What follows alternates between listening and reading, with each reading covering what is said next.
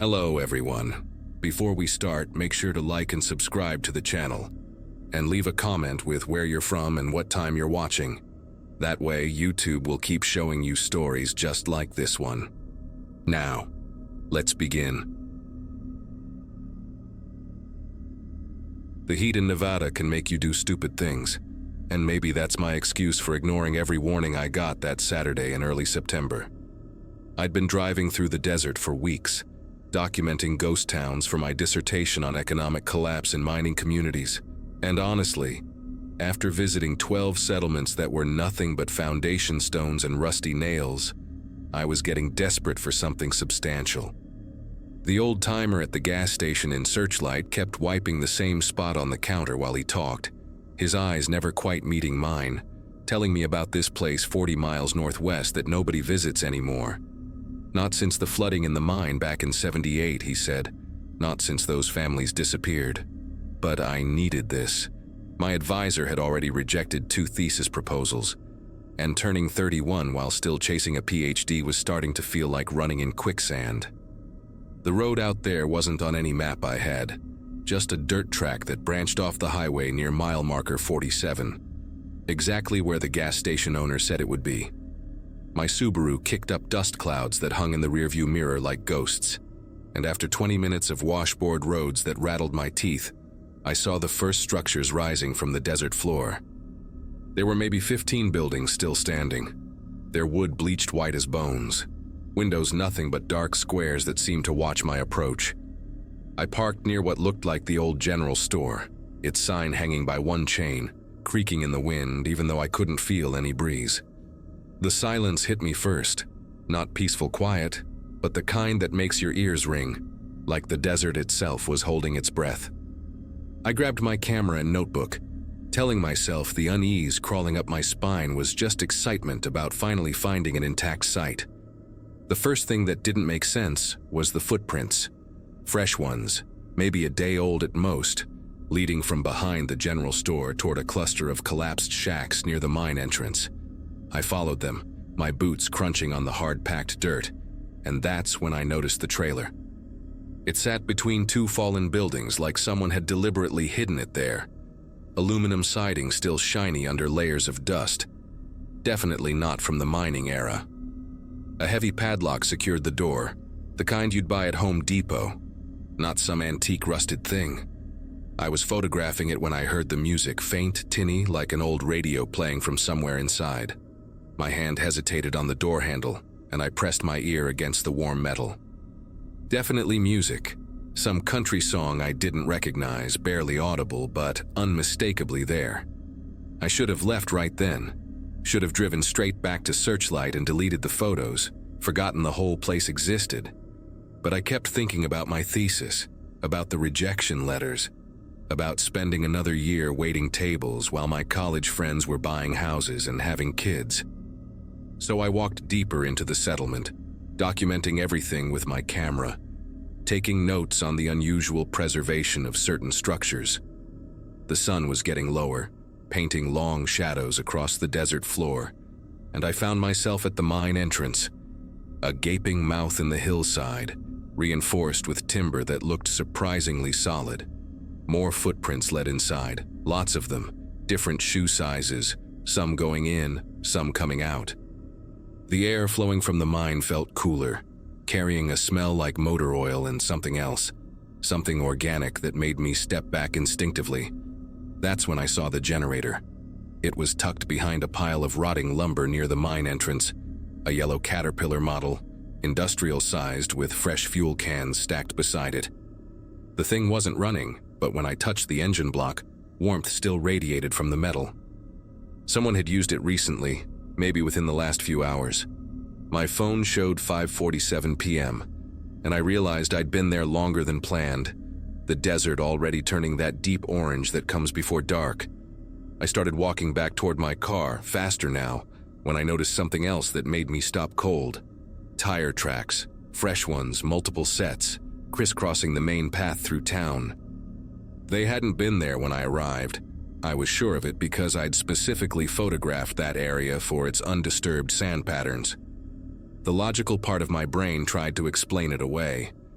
Maybe locals used this place for parties, or perhaps someone was salvaging metal from the ruins. But those explanations crumbled when I reached my car and found a folded piece of paper tucked under the windshield wiper. My fingers trembled as I unfolded it, expecting maybe a warning from local teenagers or a note from another researcher. Instead, there was a single line written in pencil. "You need to leave before they count the inventory." No signature, nothing else. Just those 8 words that made absolutely no sense but somehow felt like the most important message I'd ever received. I looked around the empty settlement, at the shadows growing longer between buildings, and for the first time, noticed how many corners and doorways could hide someone watching. I threw my gear in the back seat and fumbled for my keys, every instinct screaming at me to get out now. The engine turned over on the 3rd try and I was reversing when I saw them. 3 sets of headlights in the distance, maybe 2 miles out, bouncing along the access road toward the settlement. They were moving fast, too fast for casual visitors or lost tourists, and they were definitely coming this way. There was nowhere else that road led. I slammed the car into drive and headed for the exit, but as I passed the trailer with the music, the door was open. Wide open, padlock hanging loose, and I could see inside for just a second as my headlights swept past. Rows of shelving, like a pharmacy, filled with labeled containers, and in the back, several people sitting very still on benches, their faces turned away from the light. My Subaru fishtailed as I hit the dirt road too fast, dust clouding everything behind me. Those headlights were gaining, eating up the distance between us like they knew exactly where I was going. I called my roommate, needed to tell someone where I was in case. The call connected and I started talking fast, giving her the location, describing the turnoff at mile marker 47, but the signal cut out mid-sentence just as I was explaining about the trailer. No bars, no service, nothing. The phone was completely dead even though I'd charged it that morning. In the rearview mirror, the headlights had spread out, one staying behind me while the other 2 disappeared onto parallel paths I hadn't even known existed. They were trying to box me in, and I realized with perfect, terrifying clarity that they knew this desert better than I ever would. The main road was still 10 minutes away, but suddenly there were headlights in front of me too, coming from a side trail that materialized out of the darkness. I yanked the wheel hard left, leaving the road entirely, praying the Subaru could handle the raw desert terrain. The car bucked and pitched over rocks and scrub brush, my teeth clacking together with each impact, the steering wheel trying to tear itself from my grip. Behind me, 2 of the vehicles followed while the 3rd stayed on the road, probably waiting for me to circle back. These weren't random locals or scavengers. They moved with coordination, purpose, like they'd done this before. My headlights caught a flash of an old wooden sign barely visible in the sagebrush. Grayson Mine Shaft 3. Danger, keep out. Without thinking, I drove straight toward it, hoping maybe the old mining roads would give me an advantage. The shaft entrance loomed in my headlights, a timber-framed hole cut into a low hill, and I saw my only chance. There was a dirt path running alongside it, probably an old maintenance road, narrow but passable. I killed my headlights and engine simultaneously, letting momentum carry me into the deeper shadows beside the mine entrance. The Subaru rolled to a stop behind a pile of rusted mining equipment, and I held my breath, watching through the rear window as the pursuing headlights swept past, then stopped, then started backing up. They'd lost me for a moment, but not for long. I could hear doors slamming, voices calling out to each other in the darkness, organized and calm like they were conducting a routine search. One of them had a flashlight, one of those powerful spotlights that turned night into day, and it was sweeping methodically through the area where I'd left the road. That's when I made the decision that probably saved my life. Instead of staying with the car, I grabbed my backpack and slipped out the passenger door, staying low, moving toward the mine entrance. The shaft went back about 30 feet before hitting a collapse, but there was a side passage, partially hidden behind fallen timbers. I squeezed through, the space so tight my shoulders scraped both walls, and found myself in a slightly wider chamber. Old tools hung on the walls, pickaxes, shovels, things that hadn't been touched in decades. and there was another narrow passage leading deeper. I could hear them outside getting closer, one voice saying they found fresh tire tracks leading toward the mine. The spotlight beam swept across the entrance, and I pressed myself deeper into the passage, feeling my way in complete darkness, my breathing so loud I was sure they'd hear it echoing off the stone walls. I stayed in that mine for 6 hours, moving deeper whenever I heard them getting close, navigating by touch through passages that seemed to connect in a maze of tunnels. Around midnight, the sounds finally stopped, but I waited another 2 hours before creeping back toward the entrance. My car was gone, not a trace of it anywhere, like it had never existed. I had to walk 8 miles through the desert to reach the highway, hiding whenever headlights appeared, finally flagging down a truck driver at dawn who took me back to Searchlight. When I reported everything to the police, they found my Subaru 3 days later, hidden under a brown tarp in one of the mine shafts 2 miles from where I'd abandoned it. The engine was still warm, they said, even though it had been missing for days. The trailer was gone, the footprints were gone, even the generator had vanished. The only thing they found was my camera sitting on the driver's seat, all the photos deleted except one, a picture I didn't take, showing the inside of that trailer, rows and rows of people sitting on benches, all of them looking directly at the camera with the same empty expression.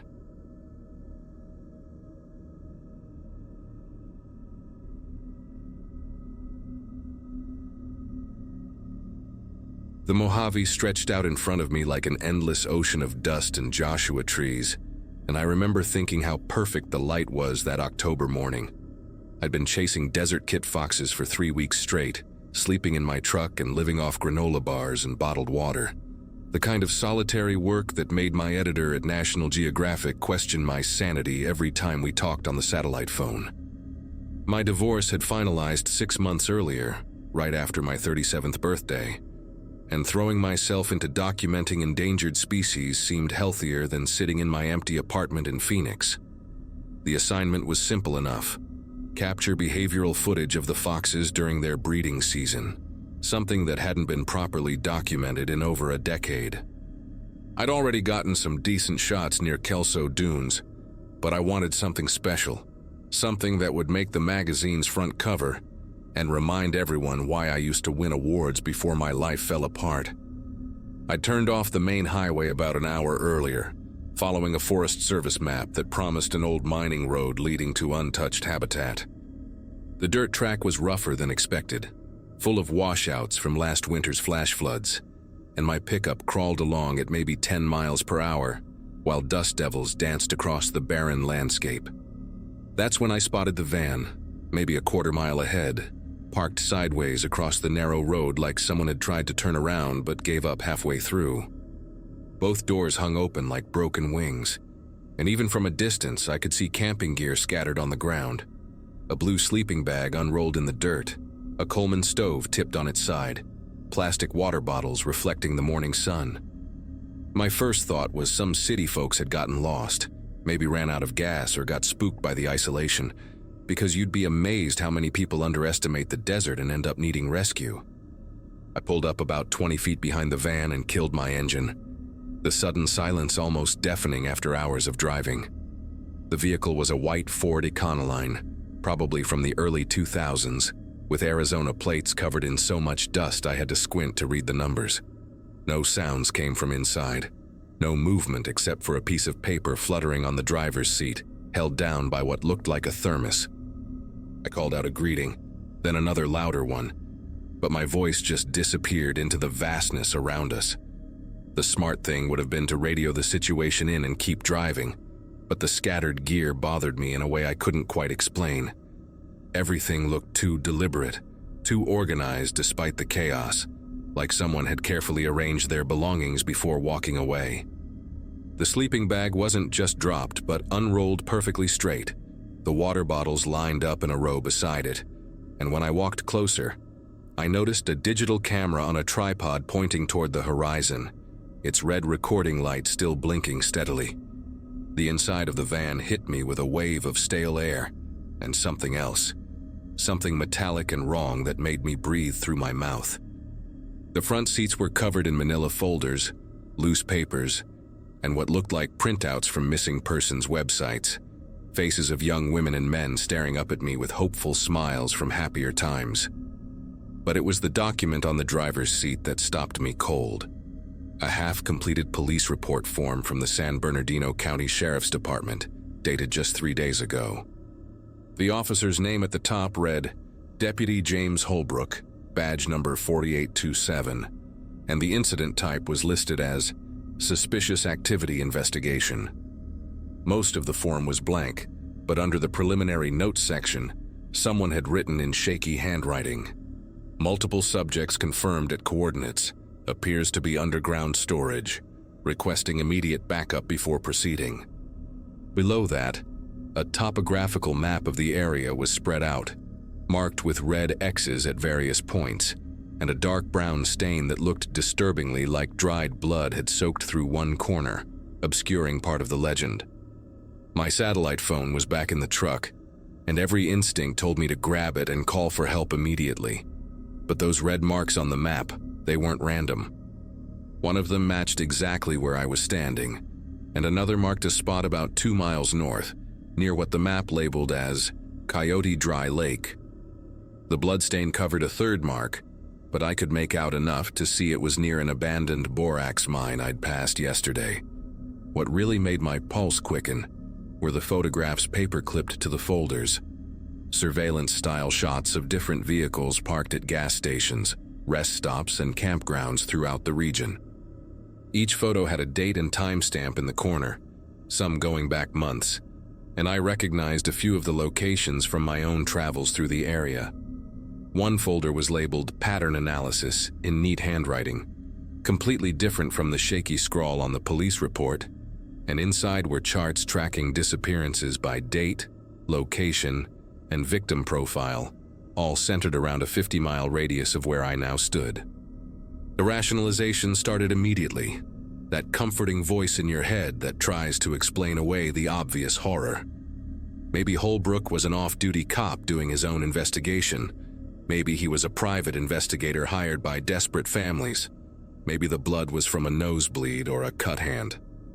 But then I found the deputy's badge under the passenger seat, along with his service weapon, a Glock 22 with a full magazine. And nobody, absolutely nobody in law enforcement leaves those things behind voluntarily. The radio mounted on the dashboard was smashed, wires hanging loose like exposed nerves. And when I looked closer at the driver's seat, I could see fingernail marks gouged deep into the fabric, as if someone had been dragged out while fighting to stay inside. The keys were still in the ignition, the engine cold but the battery still working, which meant the van hadn't been here more than a day or two at most. Through the back windows I could see more equipment, zip ties, rope, a shovel, heavy-duty trash bags, and a handheld GPS unit still showing the last searched coordinates, which pointed directly to the dry lake bed marked on the bloody map. I should have left right then. Should have driven straight back to civilization and let the authorities handle whatever nightmare was unfolding in this forgotten corner of the desert. But those faces in the missing persons reports kept staring at me, and one of them, a young woman named Kayla Brennan from Flagstaff, had disappeared just last week according to the printout. Her parents were offering a $50,000 reward, and in her photo she wore a turquoise necklace, identical to one I'd seen glinting in the dirt near the van's rear tire. The GPS coordinates on that handheld unit were only 2 miles away, and if there was even a chance someone was still alive out there, if Deputy Holbrook had found something before whatever happened to him, then I couldn't just drive away. I grabbed the Glock, checking the chamber and safety like my ex-military brother had taught me years ago, tucked the GPS unit in my pocket along with my satellite phone, and started walking north toward the coordinates, telling myself I'd just look from a distance, just confirm what was there before calling for help. The desert heat was already climbing toward unbearable as I followed a narrow wash that led toward the dry lake, my photographer's eye automatically noting how the morning shadows played across the ancient rocks and scattered bones of long-dead animals. Every few hundred yards I found more evidence that someone had been through here recently. Fresh boot prints in the sandy patches, a crushed energy drink can that hadn't been there long enough to fade in the sun, and strangest of all, small fluorescent orange flags stuck in the ground at regular intervals, like someone was marking a trail. The GPS showed I was getting closer to the coordinates, and through my telephoto lens, I could make out what looked like a cluster of old shipping containers near the edge of the lake bed, their rust-colored surfaces almost invisible against the surrounding rocks. But it was the smell that hit me first, carried on the light breeze, a sweet, sick odor that anyone who's spent time in war zones or disaster areas recognizes immediately. Death has a very particular scent in the desert, where the dry air mummifies rather than decomposes, and this wasn't the smell of one body, but several, mixed with something chemical and sharp that burned the inside of my nostrils. The shipping containers were arranged in a rough semicircle, partially buried in the alkali soil of the dried lake, and someone had welded them together with steel plates to create one continuous structure. Heavy chains and industrial padlocks secured the doors, but one container at the far end stood open, its entrance a black rectangle that seemed to swallow the morning light. Fresh tire tracks led right up to it, multiple sets overlapping, and scattered around were more personal items.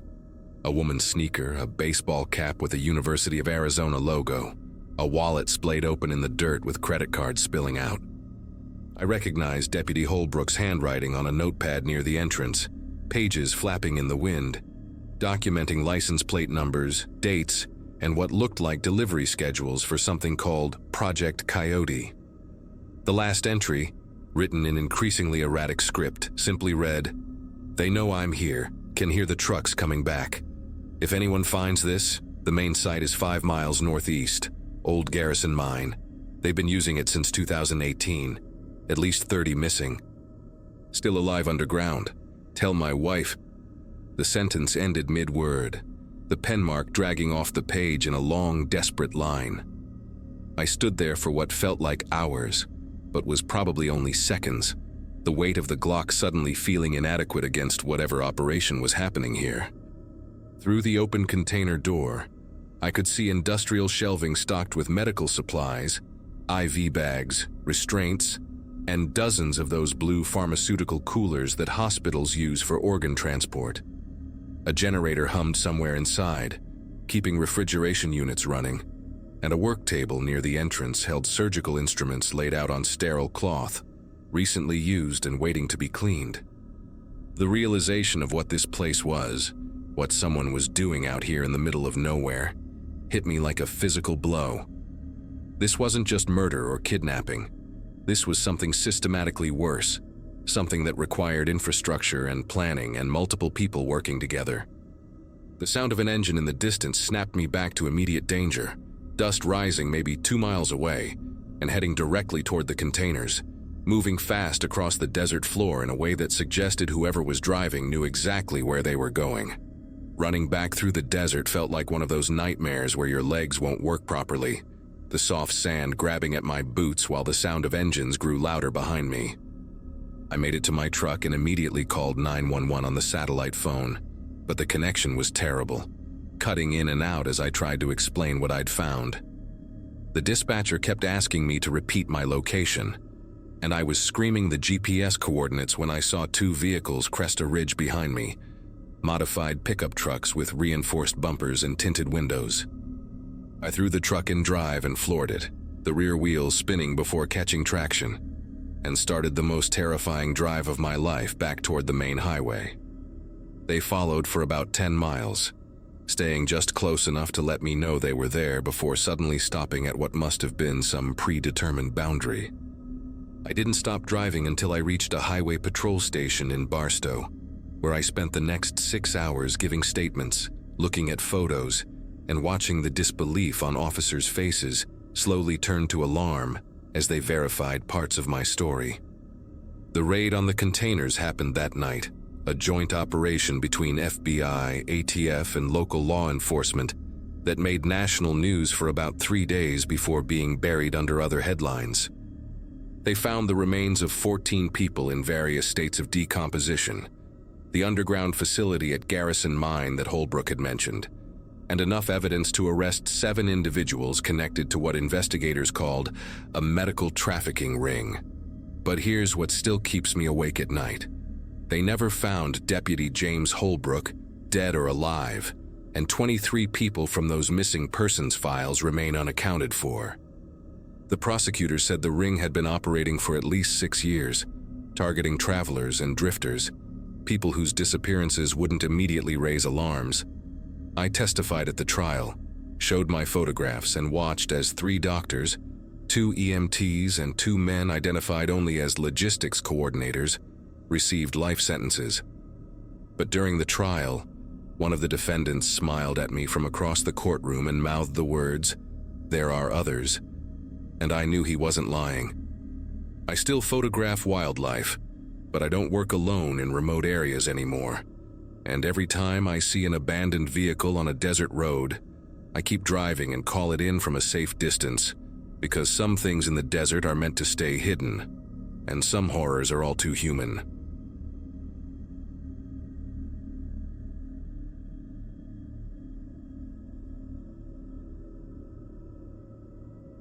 Friday afternoon in early August changed everything about how I see the desert around Alamogordo. I run a small electronics repair shop downtown, and when Detective Vasquez walked through my door carrying a damaged phone in an evidence bag, I figured it would be just another data recovery job for the police department. He was a stocky guy with graying temples who explained they needed help accessing the contents of a phone belonging to a missing person. According to the report he placed on my counter, Natalie Dunn had just turned 26 in July, making her 2 years younger than me. She'd driven out here alone from Ohio to film content for her travel channel, one of those YouTube ventures where people document their solo adventures in remote places. Her parents had called the authorities after she failed to check in for 3 days straight, and search teams found her silver Subaru Outback abandoned on a dirt road about 15 miles from the main highway, locked from the inside with all her camping gear still packed neatly in the trunk. My fingers worked carefully around the spider-webbed glass as I connected the phone to my recovery equipment. When I finally bypassed the damaged screen and pulled up her GPS history, the data showed something that made both Detective Vasquez and me exchange worried glances. Her last recorded location was about 20 miles from where they found the car, deep inside what I immediately recognized as military-restricted territory near the missile range. The timestamp read 11:47 p.m. on the night she disappeared, and after that, absolute nothing. Just that single frozen coordinate pulsing on my monitor, like a digital beacon in the middle of nowhere. Detective Vasquez leaned closer, his coffee breath filling the space between us, and asked if I could recover any photos or videos from that day. Natalie had filmed everything, apparently planning to edit it all into a vlog episode about desert camping. And as the video files began loading one by one, we found ourselves watching them right there in my shop, instead of just transferring them to the evidence drive like we should have. Her first video that morning showed her standing beside her Subaru at a gas station, huge sunglasses reflecting the early sunshine while she held her camera at arm's length. She had this infectious energy, talking about how she'd been planning this trip for months, wanting to capture the real desert experience away from tourist spots. Natalie explained she'd researched lesser-known areas around White Sands, spots where she could get dramatic footage without crowds of people in the background. She showed her supplies: 5 gallons of water, enough food for 3 days, a satellite phone for emergencies, and a bright orange tent she joked would be visible from space. What struck me was how prepared she seemed, checking off items from a laminated list while narrating her safety protocols. She even mentioned telling her parents her exact route and that she'd check in every evening at 8. The detective paused the video to make notes, and I noticed his pen hovering when she mentioned she'd hired a local guide named Carson to show her some photography spots, though she planned to camp alone. Video number 2 started around noon with the camera mounted on her dashboard, capturing the endless stretch of desert highway while she sang along to some pop song I didn't recognize. She pulled over several times to film the landscape, each shot showing her getting more excited about the isolation and beauty of the area.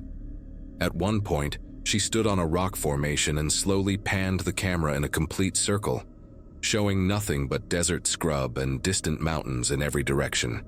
"This is exactly what I wanted," she said to the camera, her voice filled with genuine awe. No cell towers, no buildings, just pure wilderness. Around the 4th hour of driving footage, she met up with Carson at a crossroads, a lanky guy in his 40s wearing a weathered cowboy hat who pointed out various directions on her map, his finger tracing roads that weren't on any GPS.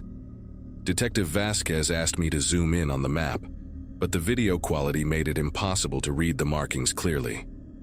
After Carson left, Natalie continued alone, following what looked like a barely visible dirt track that wound between clusters of yucca plants and Joshua trees.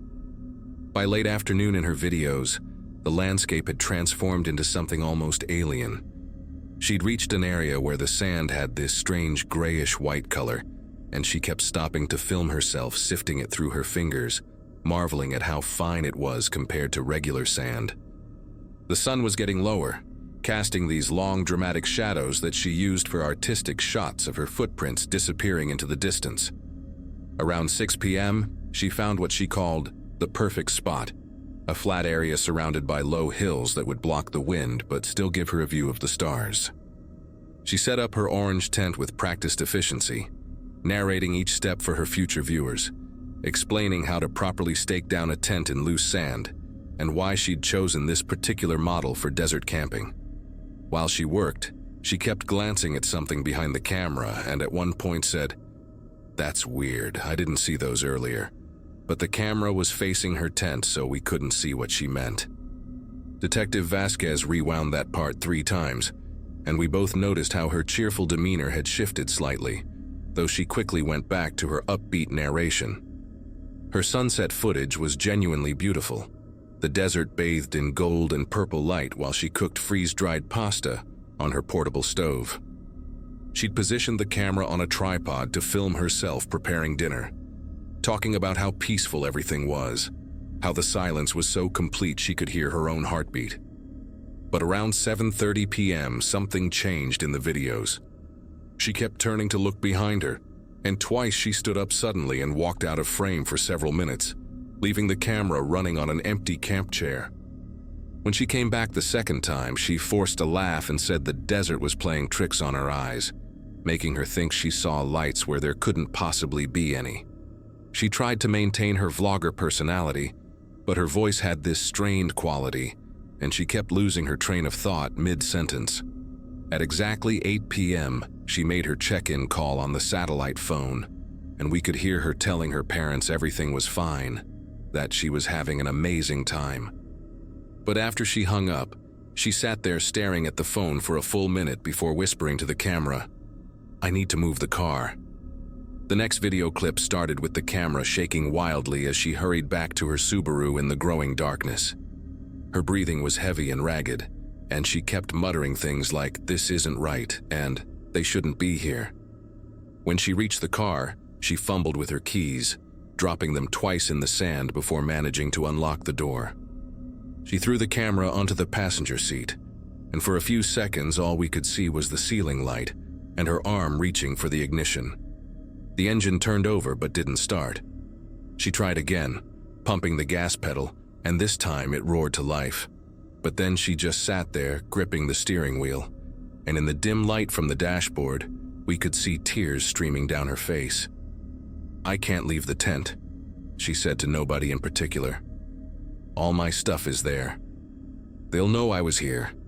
She wiped her face with her sleeve and grabbed the camera again, and what she said next made Detective Vasquez pause the video to call his supervisor. "If something happens to me," Natalie said, looking directly into the lens.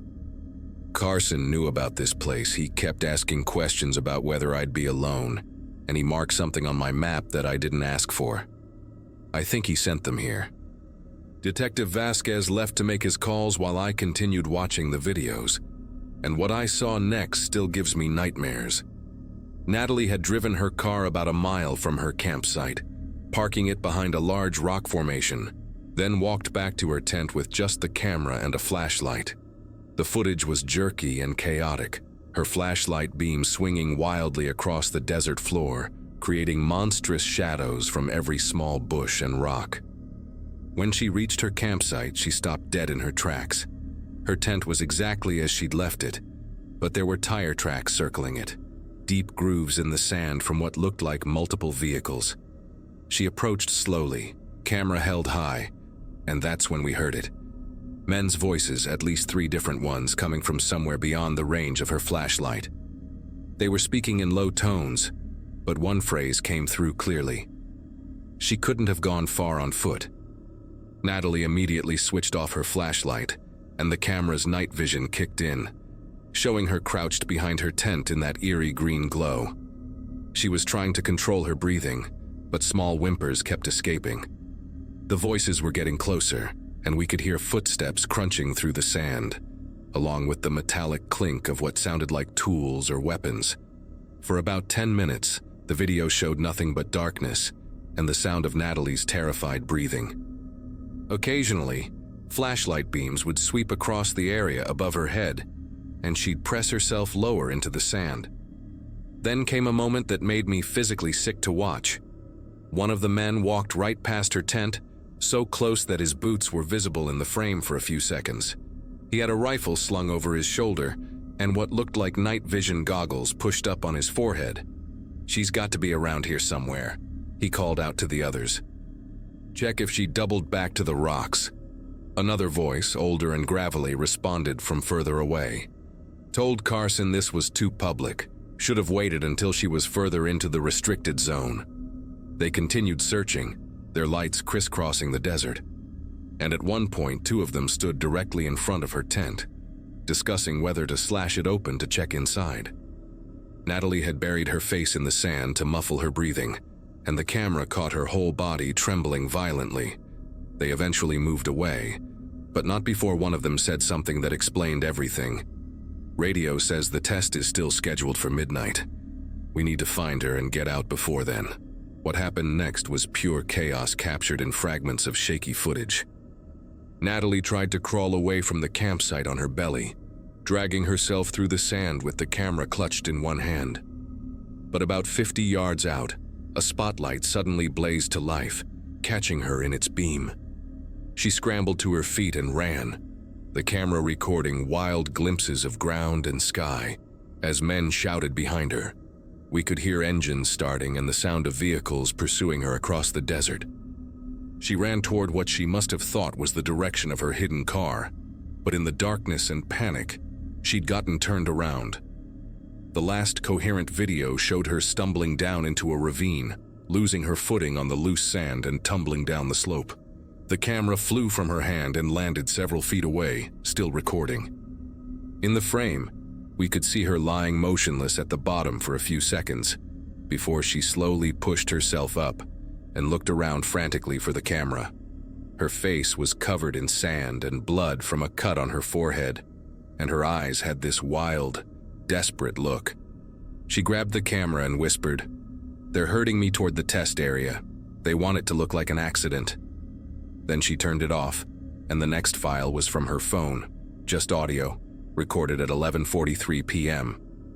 The audio file was 4 minutes of pure terror, heavy breathing, stumbling footsteps, and Natalie's voice barely above a whisper, trying to leave a final record. "I found a drainage pipe under the fence," she gasped. "Made it through to the other side, but I think this is the restricted area Carson marked. There's these concrete structures everywhere, old bunkers or something." In the background, we could hear distant shouting and what sounded like helicopters. "They're not following me in here," she continued, her voice shaking. "They're just waiting at the fence line. Why aren't they following?" There was a long pause filled only with her labored breathing, then a sound that made Detective Vasquez and me look at each other in horror. A mechanical voice over loudspeakers echoing across the desert. "Weapons test commencing in T-15 minutes. All personnel clear the target zone immediately." Natalie let out a sob. Oh God, they knew. They knew about the test. They chased me right into it. The last 2 minutes were her running, the phone apparently in her pocket, recording nothing but muffled thuds and her desperate breathing. Then, at exactly 11:47 p.m., The audio cut to static for about 10 seconds before ending completely. That static wasn't from damage. I've analyzed it 100 times. It was electromagnetic interference, the kind you get from a massive electrical discharge. Detective Vasquez returned with 2 federal agents who immediately confiscated all the files and made me sign a stack of non-disclosure agreements. They said Natalie had accidentally entered an active military testing ground, that her death was a tragic accident, and that Carson was just a local guide with no connection to anything sinister. But before they took everything, I'd already made copies. I'm not stupid, and something about this whole thing stank. I did my own digging and found out that Carson disappeared the same night Natalie died, and his truck was found burned out in Mexico a week later. The test that night? Officially, it never happened. There's no record of any weapons test at White Sands on that date. But I found something else. 3 other missing persons cases over the past 5 years, all solo travelers who'd hired local guides, all whose vehicles were found abandoned near restricted areas. The official causes of death when bodies were found were always exposure or dehydration. Natural causes, accidents. I think about Natalie every night, about how prepared she was, how careful, and how none of it mattered because she trusted the wrong person. I keep her last video backed up in places the feds will never find, because someday, when I figure out who's really behind this, the world needs to know what happened to her and the others. They weren't accidents. They were hunted.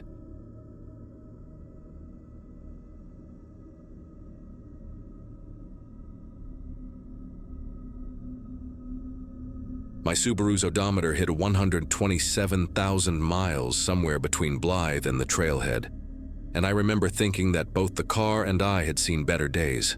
At 37, with divorce papers still fresh enough that I kept reaching for a wedding ring that wasn't there anymore, I'd decided 5 days alone in the Sonoran Desert would either fix me or break me completely. Either option seemed better than another night staring at the ceiling of my empty apartment in Los Angeles. I'd been doing these solo desert hikes since college, back when my knees didn't protest after 10 miles, and a 40-pound pack felt like freedom instead of punishment. That morning in early October, I loaded enough supplies for 5 days and headed toward the Palo Verde Mountains, where forgotten mining roads cut through land that most people only glimpse from Interstate 10. My plan was straightforward. Park at the trailhead, hike deep into the backcountry, and let the silence do whatever it needed to do. 12 miles in by late afternoon, my GPS showed an old service road that probably hadn't seen a maintenance crew since Reagan was president. I found a perfect spot between 2 ridges, a natural depression that offered wind protection while staying high enough to avoid any flash flood channels. Setting up my worn 2-person ultralight tent, I watched the October sun turn everything into shades of gold and rust, even making the decades-old beer cans scattered around look almost artistic. The temperature hovered around 75, with that particular desert heat that evaporates sweat before you realize you're sweating. No cell service out here, no emails, just miles of creosote bushes and the occasional jackrabbit bolting between rocks. I got my camp stove running for some freeze-dried pasta, optimistically labeled Alpine Minestrone, then sat on a flat rock to watch the sun drop toward the horizon. For the first time in months, that knot in my chest started to loosen. Just as the last slice of sun disappeared behind the western ridge, I stood up to grab my headlamp from the tent, and that's when I saw them. Boot prints in the sandy patch about 15 feet from my tent, clear and deep, like someone had been standing there for a while.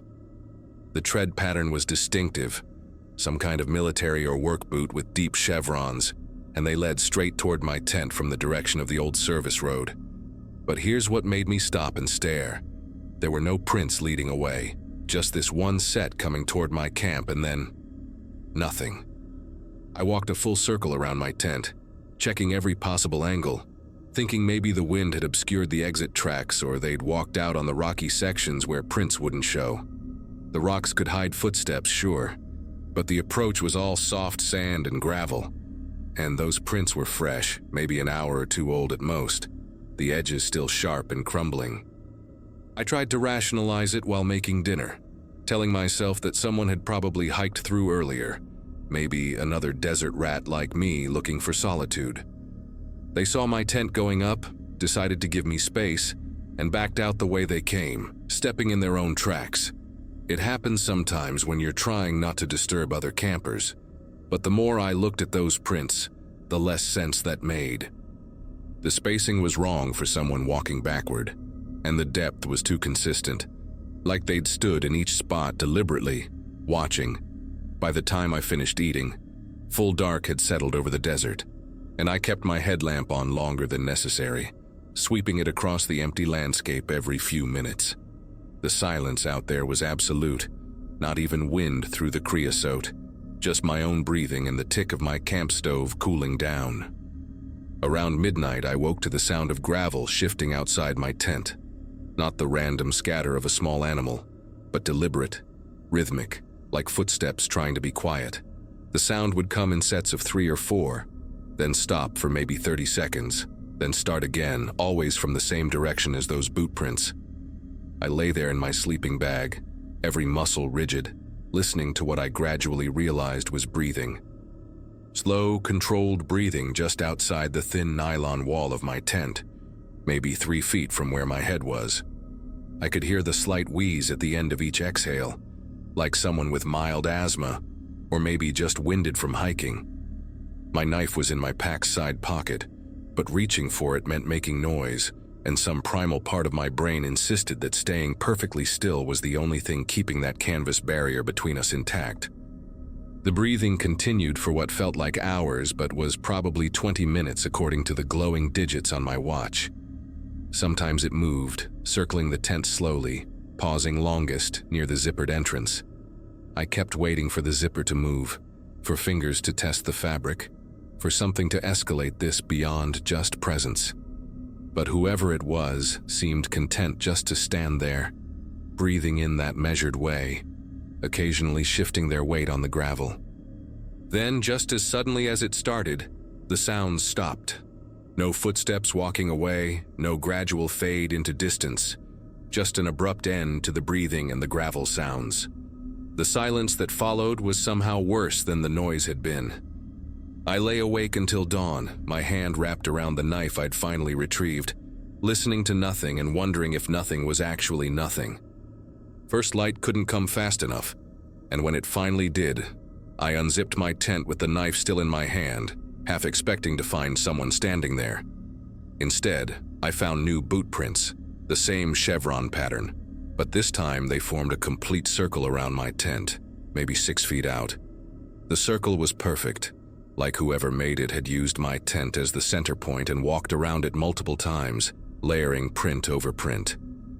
But the part that made my throat go dry was where the freshest set ended, right at the foot of my tent, toes pointing directly at where I'd been sleeping. The sand there was compressed differently, 2 deeper impressions like someone had stood in that exact spot for a long time, just watching the tent. I grabbed my phone to take pictures, needing some kind of proof that I wasn't losing it out here, and that's when I noticed something that turned my stomach cold. My phone showed 37 photos I didn't remember taking, all from around 3 in the morning. Every single photo was taken in complete darkness, the flash illuminating portions of desert landscape, and one recurring subject, my tent. The first few were from maybe 50 feet away, showing my little orange shelter glowing in the flash like a beacon. Then they got progressively closer, 20 feet, 10 feet, 5. The last dozen were taken from different angles around that perfect circle I'd found in the sand, each one showing my tent from a slightly different perspective. In one, you could see the shadow of my body through the fabric, curled up in my sleeping bag. The timestamp showed they were all taken within a 15-minute window, right around the time I'd been lying there, listening to those footsteps, gripping my knife. But here's what really got me. In the last photo, taken from right beside the tent entrance, you could see a partial reflection in the tent's rainfly. A face, distorted by the curve of the fabric, but definitely human. Male, I thought, with hollow cheeks and eyes that caught the flash in a way that made them look silver. I should have packed up right then, hiked the 12 miles back to my car, and gotten the hell out of there. That would have been the smart move, the sane move. But something in me, maybe pride or maybe just the stubborn refusal to let some desert creep run me off, made me decide to stay one more night. I spent the day hiking the surrounding area, partly to clear my head, and partly to look for any sign of where this person might be camping. The old service road showed tire tracks from maybe a month ago, nothing recent, and I found no other tents, no fire rings, no trash, nothing to indicate anyone else was out here. Around noon, I climbed to the top of the eastern ridge and scanned the valley with my binoculars. Nothing but empty desert stretching for miles, heat shimmer making the distant mountains dance. I told myself whoever it was had probably moved on, some weirdo with a camera who got his kick scaring solo hikers. By evening, I'd almost convinced myself the second night would be peaceful. I set up a perimeter of sorts, stringing paracord with my bear bell attached between some creosote bushes about 20 feet from my tent. Not exactly high-tech security, but it would at least give me warning if someone approached. I also moved my sleeping position, putting my pack where my head would normally be and lying the opposite direction in my bag. If someone was watching through the fabric again, they'd get the layout wrong. As darkness fell, I kept my headlamp off, sitting outside the tent and letting my eyes adjust to the starlight. The Milky Way stretched overhead, so bright you could read by it, and for a while the beauty of it made me forget why I was sitting there like a guard dog. Around 10, I finally crawled into my tent, keeping my boots on and my knife within easy reach. I lay there listening to the desert sounds, a distant coyote, the rustle of a kangaroo rat, the normal night music that should have been comforting. The bear bell never rang. That's what I keep coming back to, even now. My little alarm system stayed completely silent, but around 2 in the morning, I woke to find my tent glowing faintly from outside. Not the sharp, sudden blast of a flashlight, but a soft, steady illumination, like someone was holding a lantern just far enough away to light up the orange fabric without casting distinct shadows. The light moved slowly, circling the tent counterclockwise, pausing every few feet. I could hear footsteps this time, deliberate and unhurried, and that same wheeze-touched breathing from the night before. But what made every hair on my body stand up was the sound that came next. My own voice, playing from what must have been a phone speaker, saying words I'd spoken earlier that day while hiking. 37 and starting over, my recorded voice said, tinny and distant. Either fix me or break me completely. The recording repeated those phrases over and over, mixed with the sound of my footsteps on gravel, my breathing from the climb up the ridge, even the zip of my tent from that morning. When the light finally stopped moving, it settled right where my head should have been if I hadn't switched positions. The person outside pressed something against the tent fabric, and I heard the distinctive click of a camera shutter, followed by the whir of an instant photo printing. They did this maybe a dozen times, each click followed by that mechanical whir, and I could hear them carefully placing each photo on the ground. The breathing got closer, so close I could smell something through the tent fabric. Sweat, yes, but also something chemical, like darkroom developer fluid. Then, in a voice that sounded like it hadn't been used in days, raw and cracking, they spoke just one word: wrong. The light clicked off and I heard footsteps moving away, not trying to be quiet anymore, just walking straight out into the desert. This time I could track them getting fainter and fainter until they blended into the ambient noise of the night. I didn't move, didn't breathe deeply, didn't even shift position until dawn broke 3 hours later. Outside my tent that morning, arranged in a semicircle where my head should have been, were 12 instant photos. Each one showed my tent from the exact same angle, taken moments apart, creating a kind of stop-motion effect of the fabric moving slightly in the night breeze. But in the center photo, circled in what looked like red grease pencil, was the faint outline of my pack through the tent wall, right where I'd positioned it as a decoy. The word "wrong" was written across the bottom of that photo in the same red pencil, the letters pressed so hard they'd torn through parts of the image. I packed up faster than I'd ever broken camp before, practically running the 12 miles back to the trailhead, my neck cramping from looking behind me every few seconds. My car was untouched, thank God, though I found one more instant photo tucked under the windshield wiper. A picture of me from behind, taken the morning before as I'd hiked away from the parking area, completely unaware I was being followed. I drove straight to the Riverside County Sheriff's Station in Blythe and filed a report showing them all the photos on my phone and the instant pictures I'd gathered up. The deputy who took my statement, an older guy named Hernandez, listened to everything with this expression that got more concerned as I went on. He told me there'd been similar reports over the past 2 years. Always solo hikers, always in that same general area near the Palo Verde Mountains. Nobody had ever been hurt, but several people had cut their trips short after experiences like mine. They'd increased patrols on the service roads, but whoever was doing this knew the desert better than anyone. Probably lived out there full time, moving camp constantly. Hernandez kept the instant photos as evidence and gave me his card, said to call if I remembered anything else. 3 months later, he called me.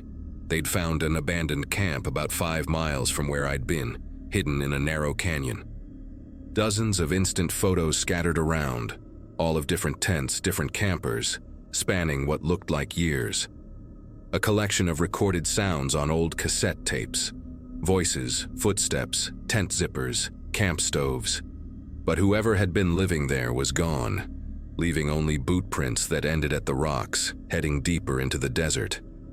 They never found him, and as far as I know, they're still looking. I haven't been back to the desert since.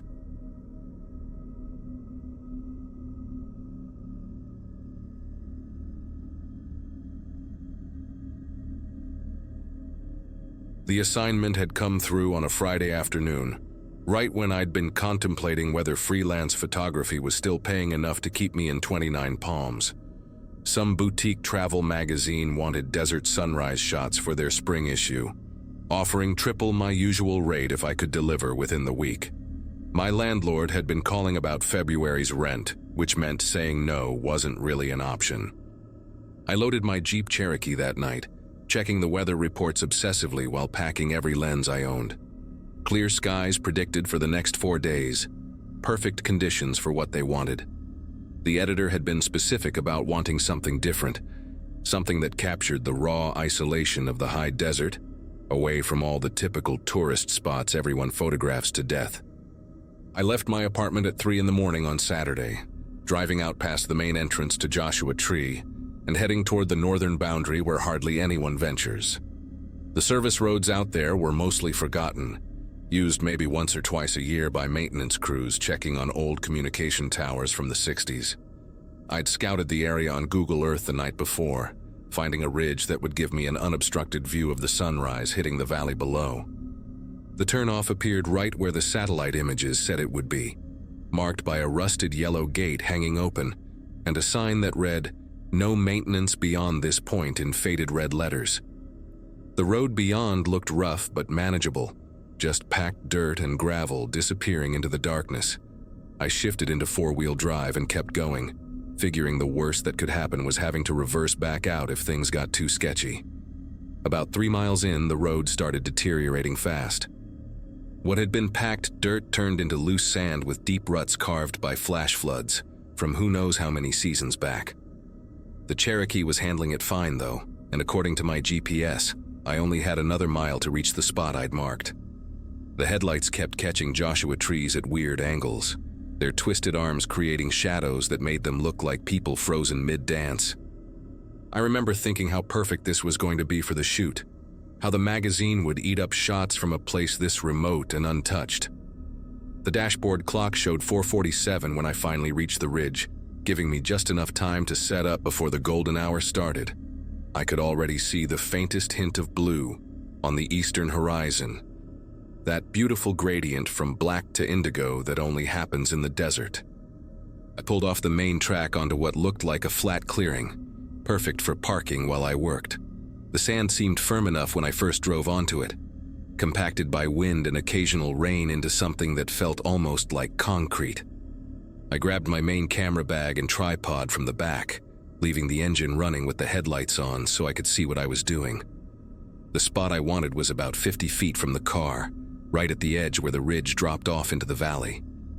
Setting up the tripod in the dark while wearing a headlamp always makes me feel like some kind of desert astronomer, adjusting legs and checking levels while the rest of the world sleeps.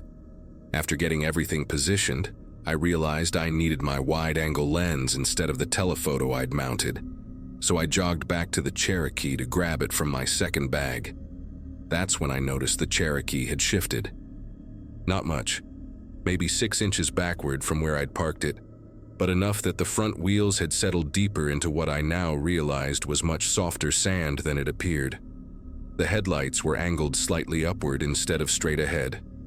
I threw the car into reverse to back it onto firmer ground, just a quick adjustment, maybe 3 feet at most. The wheels spun freely, that high-pitched whine that every desert driver knows means trouble. I tried rocking it forward and back, gentle on the gas, keeping the wheel straight. The Cherokee sank another few inches. The sand under the front tires had turned into powder, the kind that flows like water once you break through the crusty surface. I turned off the engine and sat there for a minute, my headlamp beam catching the dust particles still floating from my attempt to move. No cell signal, obviously. I knew that coming in. But I had water, food, and the weather was mild for early February. Someone would come looking if I didn't deliver the photos by Monday. I tried digging out the front wheels with my hands first, then with a collapsible shovel I kept in the emergency kit. The more I dug, the more sand flowed back in, like trying to make a hole in a bucket of flour. The sun was starting to rise behind me, painting the valley in shades of orange and pink that would have been absolutely perfect for the assignment. I actually took a few shots while I was thinking, muscle memory taking over even while my brain worked through the problem. By full daylight around 7:30, I'd accepted that I wasn't getting the Cherokee out on my own. The temperature was already climbing, probably hitting 70 degrees, and I could see heat shimmer starting to form on the distant mountains. I decided to record a video message on my phone around noon, when the heat was making me dizzy despite drinking water constantly. Just a quick thing to send to my roommate Wendy once I found signal, explaining where I was, and that I needed someone with a truck and tow rope. I propped the phone against a rock and sat in the shade of the Cherokee, trying to look casual rather than desperate. "Hey Wendy, really stupid situation here," I started, managing a laugh that sounded forced even to me. "Remember that assignment I mentioned? Well, I'm stuck out on a service road north of Joshua Tree, about 4 miles from Highway 62, past a yellow gate with a no-maintenance sign. I gave her the GPS coordinates from my camera, described the Cherokee's position, told her to bring Keith and his F-150. The video ran for maybe 2 minutes before the phone screen went black. Dead battery. I'd been using it as a backup GPS all morning, and the heat had drained what little charge remained. The charger cable was in the Cherokee, but the car battery had died an hour earlier from my attempts to rock it free. The wind started picking up around 3 that afternoon. Nothing major at first, just enough to blow sand into my eyes whenever I stood up. I took shelter in the Cherokee, doors closed, watching the Joshua trees bend and sway through the dusty windshield. Then I saw something that made me sit up straight. Way off in the distance, maybe half a mile down the service road, a dust cloud was moving toward me. Not the random swirls from the wind, but a focused column like a vehicle would make. I grabbed my camera with the telephoto lens, using it like binoculars to get a better look. Through the viewfinder, I could just make out what looked like a dark-colored truck, moving slow but steady up the road. Relief flooded through me so hard I actually laughed out loud. Someone else had decided to brave the service road, probably another photographer chasing the same remote beauty that had lured me here. I stepped out of the Cherokee, waving both arms above my head, already rehearsing my embarrassed explanation and grateful thanks for the rescue. The truck stopped about 300 yards away. Just stopped, engine still running from what I could tell by the exhaust shimmer, but not moving any closer. I kept waving, even jumped up and down a few times, figuring maybe they couldn't see me clearly through the blowing sand. The vehicle sat there for what must have been 5 minutes, though it felt like an hour. Then slowly, it started backing up, reversing down the exact path it had come. I screamed at them to wait, actually screamed until my throat went raw, but the sound got swallowed by the wind. Through the camera lens, I watched the truck disappear back into the desert haze, that dust column gradually fading until there was nothing left but empty road and my own disbelief. My brain kept trying to rationalize it. Maybe they thought I was dangerous. Maybe they were lost themselves. Maybe they didn't even see me. But something about how deliberately they'd stopped, waited, and then reversed made my chest tighten with a fear I couldn't name. The wind got serious as the sun started dropping toward the horizon. Not a dust storm exactly, but what locals call a blow, where the sand gets picked up in sheets and visibility drops to maybe 100 feet.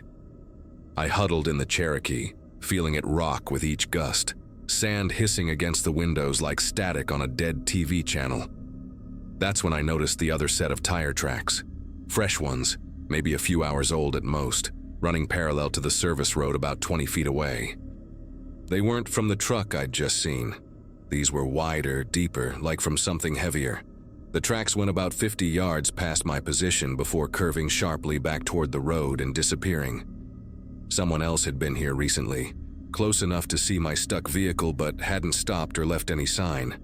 I took photos of the tracks with my camera, switching to manual focus because the autofocus couldn't handle the blowing sand. In the last shot, just as the memory card filled up, I caught something else. Headlights in the distance, multiple sets this time, arranged in a pattern that didn't make sense for normal traffic. Night fell hard and fast once the sun dropped behind the mountains. The wind had died down to occasional gusts, but the darkness out there was absolute, the kind where you can't see your hand in front of your face. I turned on the Cherokee's interior light briefly to organize my water bottles, trying to ration what I had left for however long this would take. That's when I heard the engines, not one vehicle but several, circling somewhere out in the darkness beyond where I could see. They'd drive close enough that I could hear the crunch of tires on sand, then pull away again, over and over like some kind of game. I stayed frozen in the driver's seat, interior light off now, barely breathing. The sound patterns weren't random. They were coordinated, like they were taking turns approaching from different angles. At one point, high beams flooded the Cherokee's interior so bright I had to shield my eyes, staying on for maybe 30 seconds before cutting out completely. Then silence. Complete, total silence that stretched on for hours until I started to wonder if I'd imagined the whole thing. Dawn came gray and hazy through a thick coat of dust on the windshield. The Cherokee was half buried, sand piled up to the bottom of the doors on the windward side. I forced the door open and stumbled out, my legs cramped from sitting rigid all night. The desert looked different, reformed by the wind into new patterns and small dunes. All the tire tracks from the night before were gone, erased like they'd never existed. My water was down to half a bottle, my lips cracked and bleeding despite the chapstick I'd been applying obsessively. I made the decision to leave the Cherokee and walk back to the main road, taking just my camera and the remaining water. But when I tried to orient myself, nothing looked familiar. The service road I'd driven in on was completely obscured, covered by fresh sand with no trace of the path. Even the distant mountains looked wrong, like I was seeing them from a different angle. That's when I understood with perfect, terrible clarity that whoever had been circling in the darkness hadn't been playing a game. They'd been waiting for the storm to do its work, waiting for the desert to erase everything, waiting for me to make exactly this choice. I started walking anyway, using the sun to head roughly east toward where Highway 62 should be. Every few hundred yards, I'd stop and scan the horizon with my camera's telephoto, looking for any sign of the road or power lines or anything human-made. About an hour in, I spotted vehicles again, 2 pickup trucks parked on a rise maybe a quarter mile to my south, just sitting there with what looked like people standing beside them, watching me through binoculars. When I changed direction to walk toward them, they got back in their trucks and drove away, maintaining that same quarter-mile distance. When I stopped, they stopped. When I moved, they moved. Like they were hurting me, keeping me walking in a specific direction. The heat was brutal by mid-morning, probably pushing 95 degrees, and my water was gone. I tried doubling back toward the Cherokee, but every time I turned around, one of the trucks would swing wide to block that direction, forcing me to keep going east into increasingly rough terrain. By noon, I couldn't walk anymore. I found a small overhang in a rock formation and collapsed in its shade, my camera still hanging around my neck out of pure habit. The trucks had disappeared again, but I knew they were out there, waiting. I managed to turn the camera on one last time, scrolling through the photos I'd taken, the sunrise shots that had brought me here, the tire tracks in the sand, and that final image of the approaching headlights. I deleted everything else to save battery and recorded one more video, whispering because my throat was too dry to speak normally, explaining everything that had happened, describing the trucks, the deliberate way they'd trapped me. The camera died halfway through a sentence. That's when I heard a helicopter in the distance and started laughing, thinking I was hallucinating. But it was real, a sheriff's department chopper that had spotted the Cherokee's roof still visible above the sand. They found me unconscious about 200 yards from the rock formation. Apparently, I'd tried to signal them and collapsed. The rescue team said they'd been searching since Monday when the magazine called asking about the photos. The sheriff's department never found any evidence of the trucks I described. No tire tracks, no sign of other vehicles in the area for weeks, according to them. They suggested dehydration and heat exhaustion had caused hallucinations, which apparently happens a lot in rescue situations. Maybe they were right, but when they returned my camera from the Cherokee, that last photo was still there on the memory card, the one with multiple headlights approaching in formation through the dust. The sheriff's deputy who looked at it said it was probably just lens flare from the setting sun, combined with blowing sand, nothing unusual for desert photography. He seemed pretty convinced, even showed me similar effects in other desert photos online. I didn't tell him about the video I'd recorded on the camera, the one that should have been there but wasn't, like it had never existed. I didn't mention that the timestamp on that last photo showed 11:47 p.m., hours after sunset, when there was no sun to create lens flare. I just thanked them for saving my life, collected my insurance payout for the buried Cherokee, and moved to Portland 2 weeks later. I still do photography, but only urban stuff now, buildings, people, city life. Sometimes editors ask if I'd consider taking desert assignments again, offering good money for that isolated beauty everyone wants to capture. I always politely decline. Whatever was out there circling in the darkness that night, whether it was real or something my stressed mind created, I have no interest in meeting it again.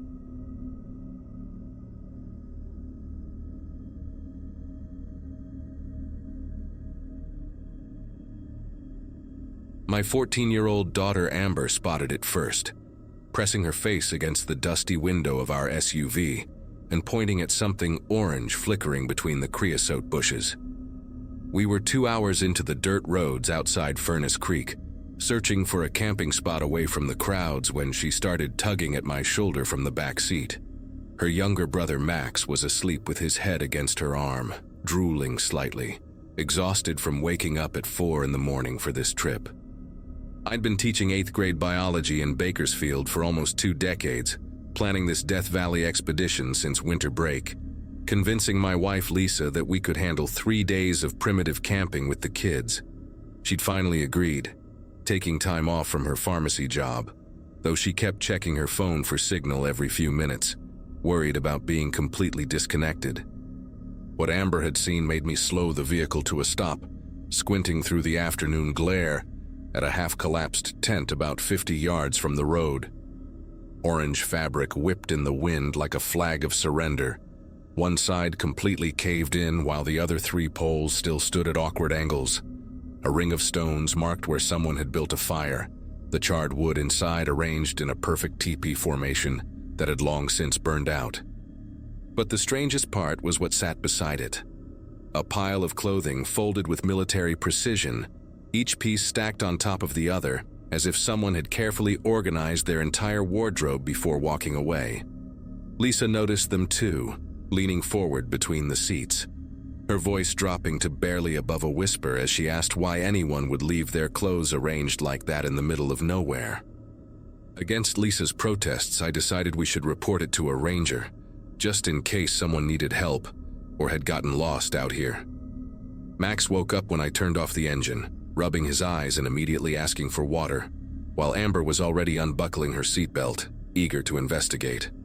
I told them both to stay in the car with the air conditioning running while I walked over to check things out. The ground between us and the abandoned camp was nothing but loose gravel and scattered Joshua trees, their twisted arms reaching toward a cloudless sky. As I got closer, I could see more details. The tent was a decent brand, probably expensive when it was new, with reinforced corners and heavy-duty zippers. The clothes were all men's, different sizes of shirts and pants, even socks rolled into perfect balls, and strangest of all, a pair of hiking boots placed neatly at the end of the pile with the laces tucked inside. I took photos with my phone, making sure to capture everything from multiple angles, then jogged back to the SUV where my family waited.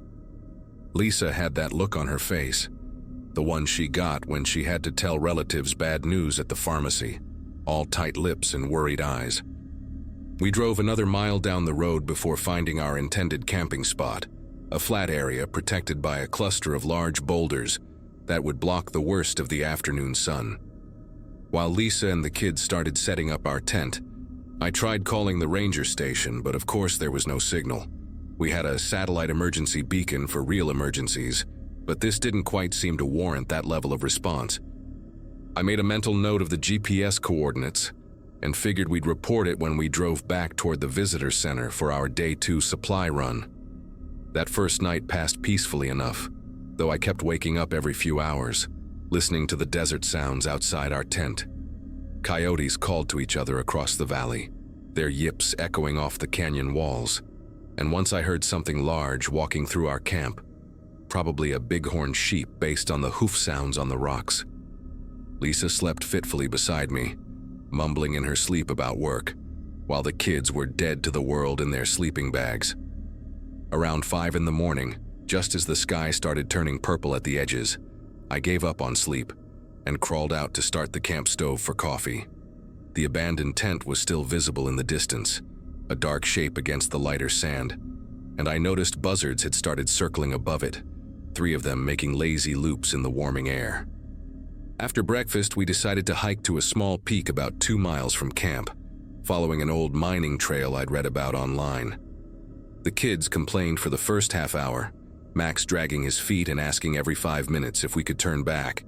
But once we started finding old rusted equipment from the 1800s, they perked up considerably. Amber found a purple glass bottle half buried in the sand, probably from some patent medicine, and Max discovered what looked like part of an ore cart wheel. Lisa stayed close to me, holding my hand whenever the trail narrowed, still uneasy about the abandoned camp we'd found.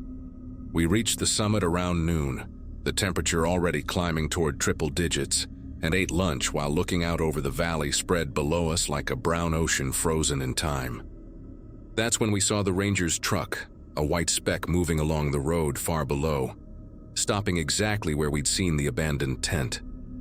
The hike back down took longer than expected because Max had started developing blisters, and we had to stop every few hundred yards to adjust the moleskin on his heels.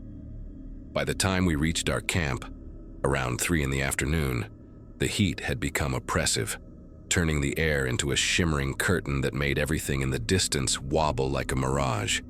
The kids immediately retreated into the tent to play cards, while Lisa and I sat in our folding chairs under a tarp we'd strung between the SUV and a large boulder. We were sharing a warm beer, the last one from our cooler that had any pretense of being cold, when we heard a vehicle approaching. A Park Service truck pulled up beside our SUV, and a ranger stepped out, a tall woman with sun-damaged skin and wraparound sunglasses that reflected our camp like tiny mirrors. She introduced herself as Ranger Colton and asked if we'd seen anything unusual in the area. I told her about the abandoned camp we'd spotted yesterday, even showed her the photos on my phone, zooming in on the folded clothes and the collapsed tent. She studied each image carefully, her expression never changing, then handed my phone back and said something that made my chest tighten. That camp had been cleared 6 months ago, she said, after a 3-week search and rescue operation for a geology professor from UC Davis and 2 graduate students who'd gone missing. They'd found the tent exactly as I'd photographed it. Clothes folded the same way, but no bodies. No tracks leading away. Nothing to indicate where the 3 men had gone. The area had been thoroughly searched with dogs, helicopters, even thermal imaging drones at night. She said they'd removed everything, documented it all for the investigation, and she'd personally supervised loading the tent and belongings into evidence bags. Yet here I was showing her pictures from yesterday, of the exact same scene, down to the way the socks were rolled and the boots positioned. Ranger Colton asked to see the GPS coordinates on my phone, then radioed someone, speaking in codes I didn't understand before switching to plain English. She wanted backup to check the site again, mentioned something about another occurrence, and told whoever was on the other end to bring the special documentation kit. While she waited for the response, she walked around our camp, examining our setup with an intensity that made me uncomfortable, taking photos of our tent, our vehicle, even our camping chairs arranged around the dead fire pit. Lisa came out of the tent where she'd been checking on the kids, and I could see her pharmacy training kick in as she read the ranger's body language, the way she positioned herself between Colton and the tent entrance. The ranger noticed and forced a professional smile, telling us we should consider moving to the developed campground near Stovepipe Wells, that this area had been having some issues lately that they were investigating. We might have taken her advice if the kids hadn't been so tired and cranky from the heat, and if packing up didn't mean another 2 hours of driving on rough roads. Lisa and I discussed it quietly, while Ranger Colton walked back to her truck to make more radio calls, and we decided to stay just one more night, leave first thing in the morning. The ranger didn't seem happy about our decision, gave us her direct radio frequency and told us to call immediately if we noticed anything unusual, and I mean anything, she emphasized, even if it seemed minor. After she left, driving back toward where we'd seen the abandoned camp, the afternoon felt heavier somehow, like the desert itself was holding its breath. We made dinner early, nobody talking much, and were all in our sleeping bags by 8 o'clock when the last light faded from the sky. I remember checking my watch at exactly 11:47 p.m. when I heard the first sound that didn't belong, the distinct metallic whisper of a zipper being pulled, slow and deliberate, somewhere very close to our tent. I lay perfectly still, every muscle rigid, listening to that zipper moving tooth by tooth in the darkness outside. Lisa was breathing deeply beside me, and I could hear both kids snoring softly in their bags, none of them aware of what was happening. The zipper stopped, and for maybe 30 seconds there was absolute silence, the kind that makes your ears ring from the absence of sound. Then I heard footsteps, not the random scuff of an animal, but measured, careful steps circling our tent, pausing every few feet like someone was examining our setup. My hand found the flashlight I'd kept beside my pillow, fingers wrapping around the metal cylinder while I tried to control my breathing. The footsteps stopped directly outside the wall where Lisa was sleeping, and I could hear breathing, slow and controlled, inches from the tent fabric. That's when I noticed our tent zipper, the main entrance, was moving, the pull tab sliding upward so slowly I could barely see it in the dim starlight filtering through the mesh window. The zipper had moved about 6 inches when Amber suddenly cried out in her sleep a sharp "no" that cut through the silence like a gunshot. The movement stopped instantly, and I heard the footsteps retreat quickly, not running but walking fast, controlled, heading away from our camp. I grabbed the flashlight and unzipped the tent in one motion, bursting outside with the beam sweeping across the desert, catching nothing but empty sand and the shadows of Joshua trees. Our tent had been cut, a clean diagonal slash through the rain fly about 3 feet long, edges so straight it looked like someone had used a razor. I woke Lisa, whispered what had happened while she pulled the kids close, their sleepy confusion turning to fear when they saw my face. We packed everything in 20 minutes, throwing gear into the SUV without bothering to fold or organize, and started driving out with our headlights cutting through the darkness. About a mile down the road, my light swept across the spot where the abandoned camp had been, and the tent was gone, the fire ring scattered. But the clothes were still there, now arranged in a perfect circle on the ground with the boots placed dead center, laces tied together in an intricate knot I'd never seen before. We drove straight through the night, nobody sleeping. The kids huddled together in the back seat while Lisa kept checking the mirrors for headlights that never came. When we finally reached the visitor center at dawn, I marched inside to file a report with the first ranger I found, a young guy named Howell who looked like he'd just started his shift. I showed him the photos, told him about Ranger Colton's visit, the tent being cut, everything that had happened. He typed it all into his computer, nodding along, then stopped mid-keystroke when I mentioned Colton's name. He turned his monitor toward me, showing a staff directory, and asked me to point her out. But she wasn't there. No Ranger Colton on the current roster. No tall woman with sun-damaged skin matching her description. Howell made some calls, checked with dispatch about yesterday's patrol schedules, and came back looking puzzled. No ranger had been assigned to that area yesterday, and nobody had reported checking on an abandoned campsite or talking to my family. The investigation that followed turned up nothing concrete, just more questions that nobody could answer. The photos on my phone were real. The slash in our tent was real, but there was no record of Ranger Colton, no evidence of the abandoned camp when a team went back to check, and no explanation for how items from a cleared crime scene had reappeared 6 months later. The Park Service filed it as vandalism and suspicious activity, gave us a case number, and that was that. We never went back to Death Valley, never even talked about camping again as a family. Lisa found a therapist for the kids, told them it was probably just someone playing a cruel prank, maybe some locals who didn't like tourists. But sometimes late at night when I can't sleep, I think about those clothes arranged in that perfect circle, about whoever was breathing outside our tent, and about Ranger Colton, who knew exactly what was happening in that desert but doesn't exist. I still have the photos on my phone, proof that we saw what we saw, but I've stopped showing them to people because the looks they give me are worse than not being believed at all.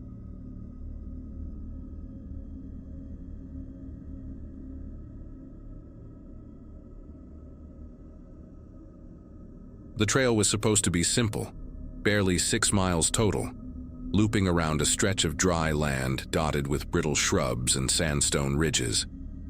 I had driven out early that morning, eager to clear my head and take a few photos before the light faded. Hiking alone never bothered me. In fact, it was something I did to disconnect from everything that felt too loud. The plan was to park near the small rest area, follow the path to the ridge, and be back before sunset. The air smelled of dust and something faintly metallic, like a storm that never came.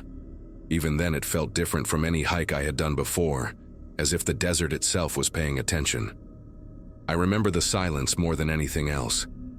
It was not peaceful, just heavy, the kind that presses against your ears until you start hearing your own heartbeat. Every step I took kicked up small whirlwinds of pale dust that settled around my boots before vanishing again. My backpack was light, a single bottle of water, my camera, a snack bar, and my phone. The GPS app marked the trail perfectly at first, the little blue dot following the dotted line as expected. Then about halfway through, the signal flickered for a moment, and when it came back, I noticed I had drifted slightly east. I told myself it was fine. The sun was high, and I could always backtrack. By late afternoon, the heat had turned into something oppressive. The light changed in a way that is hard to explain, less golden, more like an old photograph starting to fade at the edges. I decided to cut across a flat area to rejoin the main trail faster, even though it was not part of the marked route.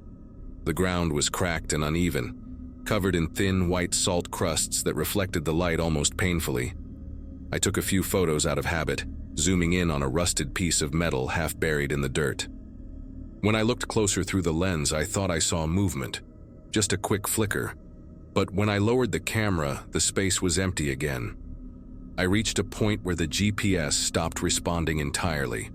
The signal bar showed nothing, and every direction looked the same.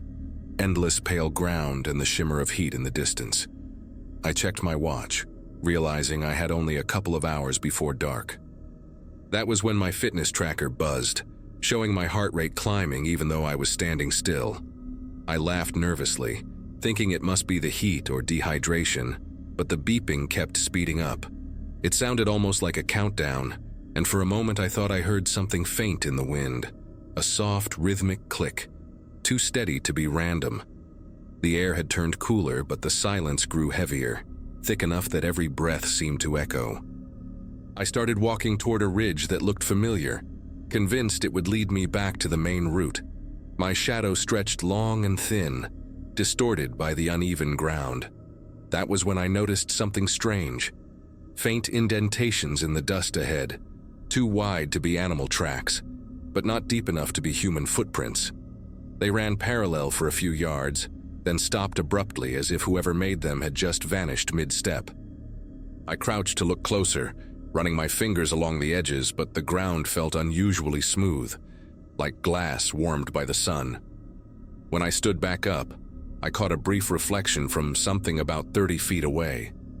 It was small, metallic, and half buried near a cluster of dry brush. I walked toward it, the sound of gravel crunching under my boots the only thing breaking the stillness. The object turned out to be a weathered radio, old enough that the brand name had faded off. The antenna was missing and the battery cover was sealed shut with dried mud. I turned it over, and as I did, it gave a faint click, so quiet that I thought I imagined it.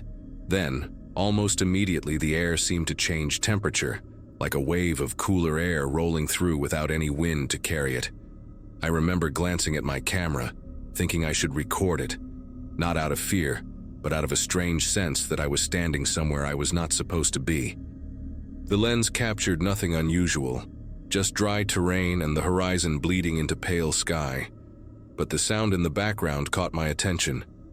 It was faint but rhythmic, a pulse-like tapping that came and went in short bursts. I looked around for power lines or loose metal that could be vibrating, but there was nothing. The desert stretched empty in every direction, and I began to notice how unnatural the quiet felt, as though something had swallowed up every sound except my own breathing. When I decided to head back, the GPS on my phone flickered again before dying completely. The battery had been at 70% minutes earlier. I told myself I could find the car by using the sun's position, but the light had shifted oddly, flattening everything around me. Every direction looked the same, just colorless ground and dry shapes that blurred when I stared too long. My heart was racing again, harder this time, and my tracker buzzed once more.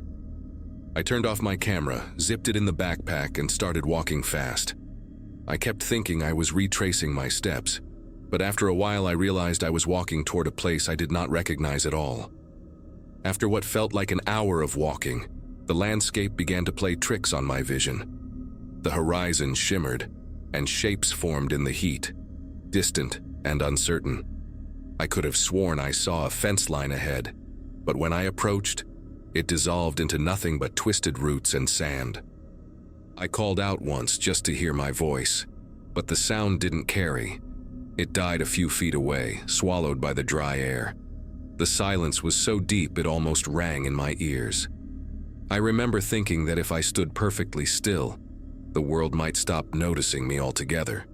When I checked my watch again, it showed the same minute it had 20 minutes earlier. The second hand ticked once, then stopped. I tapped the glass, convinced it was stuck, but it didn't move. For a moment I had the strange impression that time itself had thinned somehow, stretching and stuttering like a bad recording. The pulse from the fitness tracker continued, erratic now, flashing red every few seconds.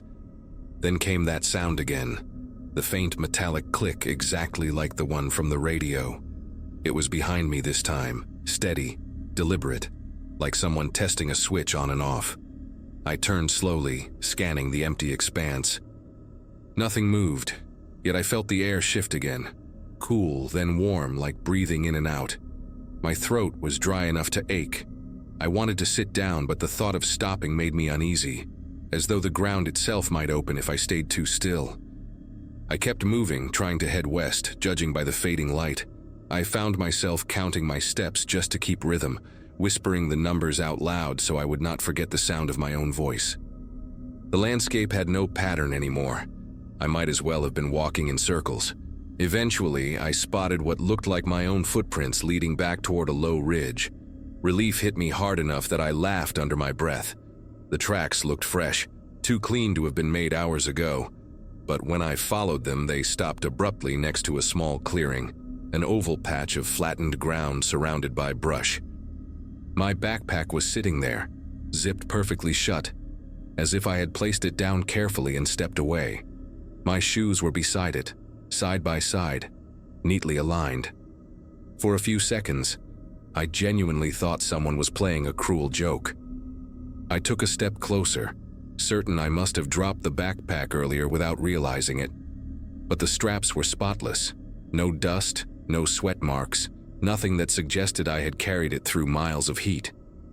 The shoes were the same way, lined up like they were on display. A shiver ran through me, not from cold but from the strange neatness of it. I reached down to touch the zipper, and the moment my fingers brushed the fabric, I heard that metallic click again, louder this time, right next to my ear. I spun around expecting to see someone, but the space was completely empty. Even the light looked different, dimmer, like twilight had come all at once. I grabbed the camera from the backpack and turned it on, hoping the lens would catch whatever I was missing. The viewfinder showed the same patch of desert I stood in, nothing more. Then, for half a second, a faint distortion crossed the screen, a blur shaped almost like a person standing in the distance. The moment I blinked, it was gone. I hit record anyway, panning slowly around, my breath shallow.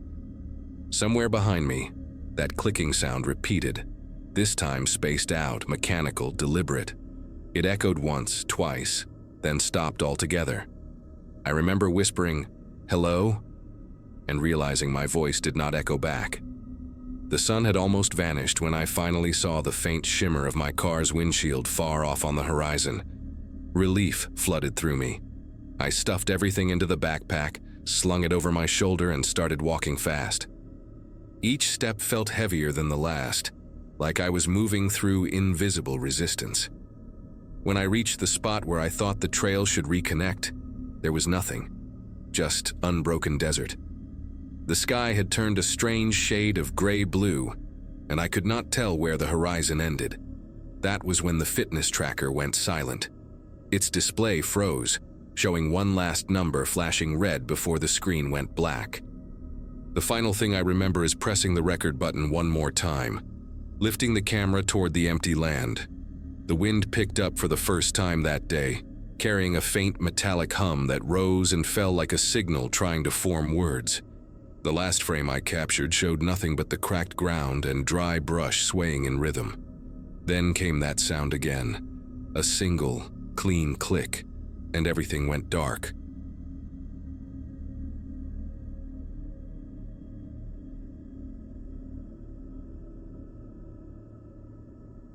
I work as a mechanic for a small auto shop just outside of Barstow, the kind of place where the wind never stops carrying sand across the parking lot. That afternoon was supposed to be simple. I had to deliver a replacement part to a client before dark, an alternator for an old pickup sitting on the other side of the desert. My boss had told me to stick to the main route, but there's always that temptation to shave an hour off the drive.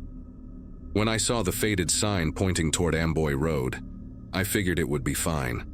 The sun was still up, the air dry but bearable, and my truck had been running smooth all week. About halfway through the stretch, the heat began to build in that suffocating way that makes every sound sharper. The dashboard thermometer flickered past 110, and the horizon started to blur into that liquid shimmer you see above asphalt. I turned off the radio, just to listen to the hum of the engine. It had a faint metallic whine, one I hadn't noticed before. When I checked the gauge, the needle was creeping toward the red. I cursed under my breath, eased off the gas, and pulled over on the side of the road. When I lifted the hood, steam burst out like I'd opened an oven door. The radiator hissed and popped. I waited a few minutes, letting the heat roll off in waves before checking the coolant, bone dry. That didn't make sense. I'd checked it that morning. My phone had zero signal, but that didn't surprise me out there. The desert around Amboy Road stretches forever. No buildings, no signs of life except the occasional tumbleweed bouncing by like it had somewhere to be. A few miles ahead, I thought I saw something that looked like a billboard, just a dark rectangle standing out against the pale sand. It gave me a direction at least. I grabbed my water bottle and started walking, figuring I could reach it within half an hour.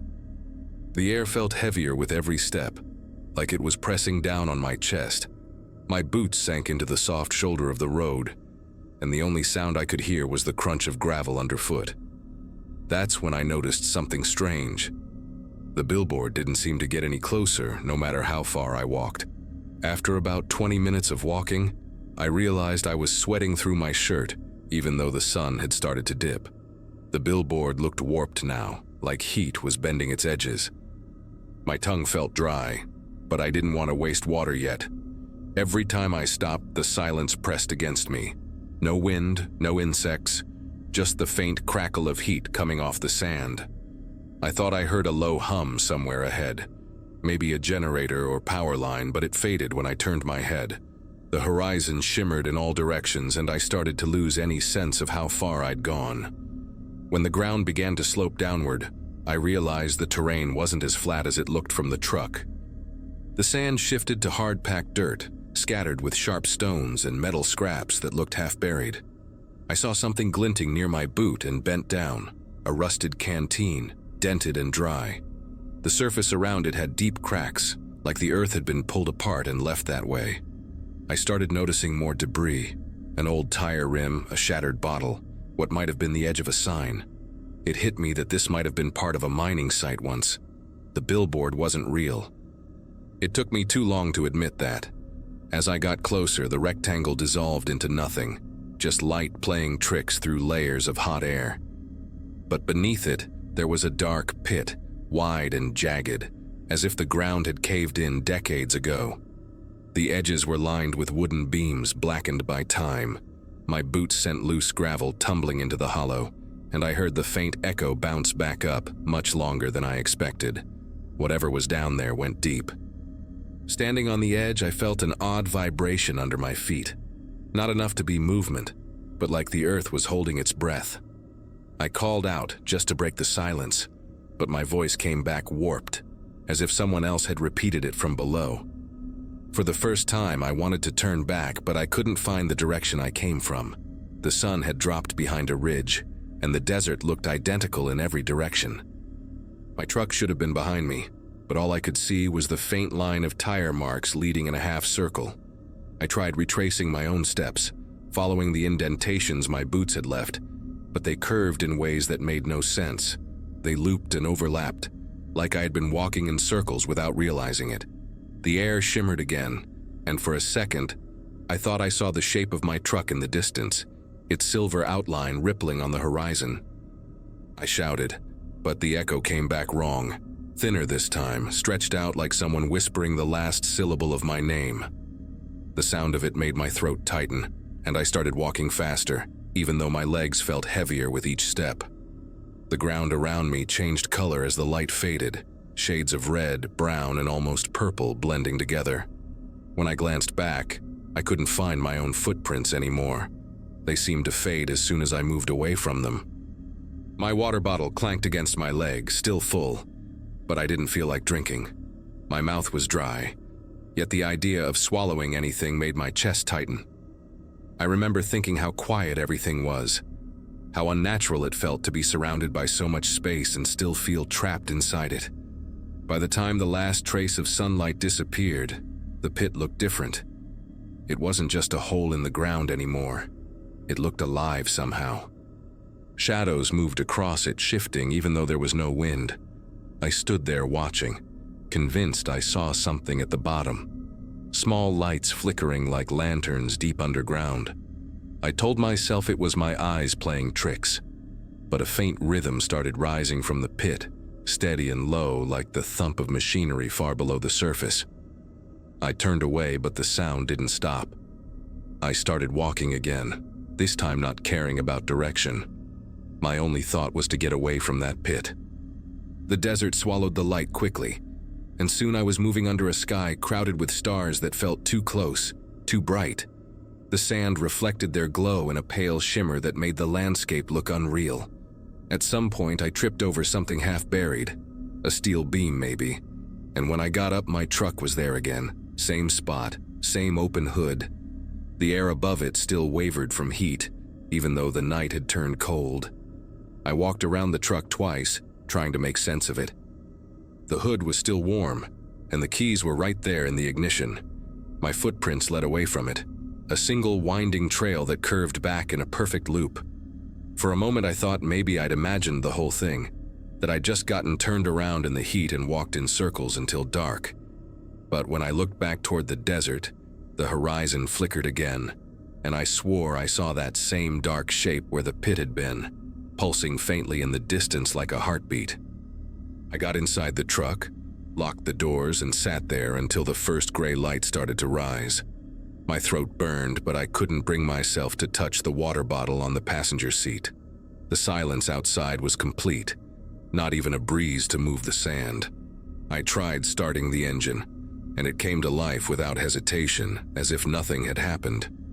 I drove slowly back toward town, following my own tire tracks until the asphalt appeared again. When I finally reached the main road, my hands were trembling on the wheel, though I didn't feel cold or afraid. Just hollow, like something had drained out of me. When I made it back to the shop, my boss asked if I'd gotten lost. He said the rescue crew had been called after the client reported I never showed up. They'd found my truck the night before, hood still warm, doors unlocked, but nobody around. According to them, they'd searched until dawn, following my footprints in a huge circle less than a mile wide. I wanted to tell him that couldn't be right, that I'd walked for hours into the desert, but the words wouldn't come out. I just nodded, pretending I didn't remember much after the engine gave out. It has been years since that night, and I still can't explain what happened. Sometimes I drive that route again, staying on the main highway, and I catch myself glancing toward the sand where the mirage should have been. There's nothing there, not even the faint outline of a pit. But once, just before dusk, I thought I saw a shimmer. A rectangle standing still against the horizon. It looked exactly like that billboard I never reached. I didn't stop to check. I just kept driving until I saw the lights of town again.